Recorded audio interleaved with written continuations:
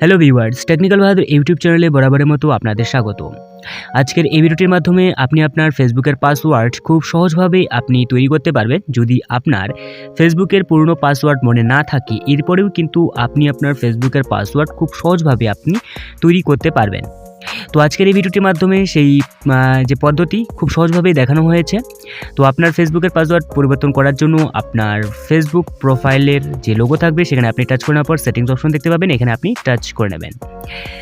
Touch করে নেওয়ার পর ভিতরে প্রবেশ করবেন, এরপর এরকম পেজ থাকবে উপরেই, ঠিক আছে। অনেকগুলি এরকম অপশন থাকবে যদিও। তো personal details, password and security, ad performance. তো আপনি এই পেজের যে কোনো জায়গায় আপনি টাচ করে নেবেন, ঠিক আছে। ক্লিক করলেই পরবর্তী পেজ এরকম চলে আসবে, প্রোফাইল অপশন। তো এখানে আপনার প্রোফাইল নেম এবং পেজ নেম থাকবে, তো আপনি এই প্রোফাইলে টাচ করে নেবেন।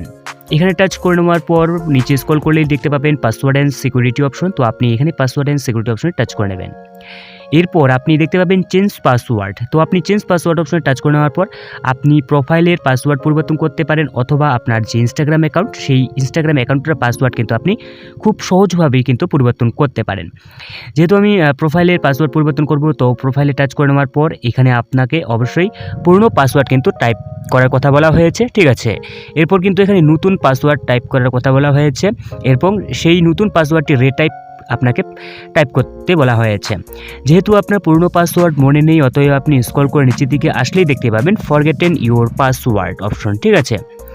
তো আপনি কি করবেন, ফরগেটেন ইউর পাসওয়ার্ড অপশনে খুব টাচ করে নেবেন। টাচ করে নেওয়ার পর এখানে আপনার ইমেল শো হবে, যেটা আপনার ফেসবুকের সাথে রেজিস্টার ছিল। তো সেই ইমেলটা চাইলে আপনি এখান থেকে টাচ করে কন্টিনিউ অপশন টাচ করতে পারেন, অথবা এমনিতেও আপনি কন্টিনিউ অপশনে টাচ করতে পারেন।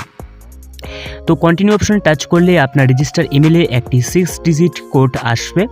তো সেই কিন্তু 6 ডিজিট কোডটি আপনাকে এখানে টাইপ করে বসিয়ে দিতে হবে। যদি অন্যত্র ইমেল মানে ডিভাইসে থাকে, তো সেই ডিভাইস থেকে কিন্তু আপনি সেই কোডটি এখান থেকে দিতে পারেন। তো ডাইরেক্টলি আপনি ইমেলে যদি আসেন, তো ইমেল থেকেও কিন্তু খুব সহজভাবে আপনি আপনার পাসওয়ার্ড এখান থেকে চেঞ্জ করতে পারেন।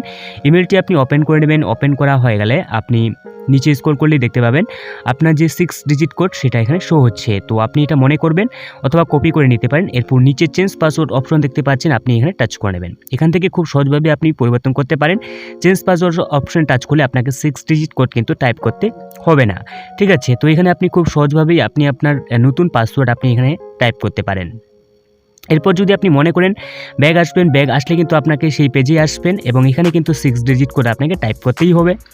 তো আমি কি করব, এখানে 6 ডিজিট কোডটি টাইপ করে বসিয়ে দেবো, ঠিক আছে। এরপর আমি কি করব, কন্টিনিউ যে অপশন রয়েছে এখানে আমি টাচ করে নেব।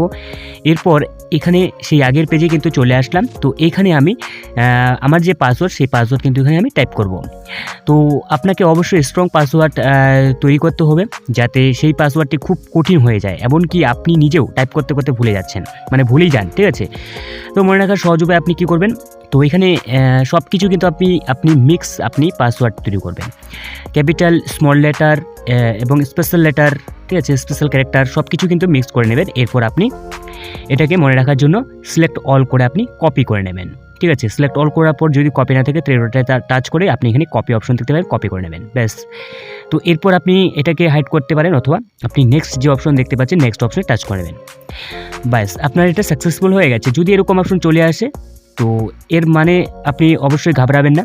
এর মানে যে এটা সাকসেসফুল হয়ে গেছে, হয়তো কোনো সমস্যার কারণে এটা প্রবলেম চলে এসেছে। তো এই ছিল আজকে ছোট্ট একটা ভিডিও। ভালো লাগলে অবশ্যই আপনার মতামত জানাতে ভুলবেন না। দেখা হচ্ছে পরবর্তী নতুন ভিডিওতে, তখনের জন্য বাই বাই।